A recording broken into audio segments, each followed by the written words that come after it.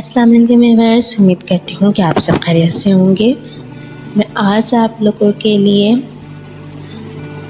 कद बढ़ाने की एक आसान सी होम रेमेडी लेकर आई हूँ।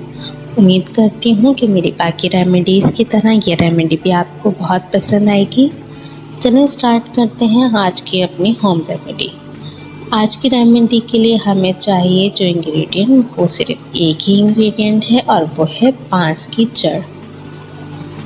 इस बांस की जड़ को आपने पिसवा कर सफूप बनवा के रख लेना है किसी भी पंसारी की दुकान से। और जब भी आप घर में कुछ भी खाना वगैरह बनाएं तो उसके अंदर 1 या 2 चुटकी ये शामिल कर दें और उसको जैसे नॉर्मल खाना बनता है वैसे ही आप बनाइए। बाकी इंशाल्लाह कुछ ही दिन के इस्तेमाल से तेज़ी से कद बढ़ने लग जाएगा। ये जो रेमेडी है ये बच्चों और बड़ों दोनों को कद बढ़ाने के लिए एक जैसी मुफीद है। उम्मीद करती हूँ कि आज की रेमेडी भी आप लोगों को पसंद आई होगी। मेरी इसी तरह की अच्छे और आसान रेमेडीज़ को हासिल करने के लिए मेरी इस वीडियो को लाइक कीजिए, मेरे चैनल को सब्सक्राइब कीजिए और मेरी वीडियोज़ को शेयर कीजिए। अल्लाह हाफ़िज़।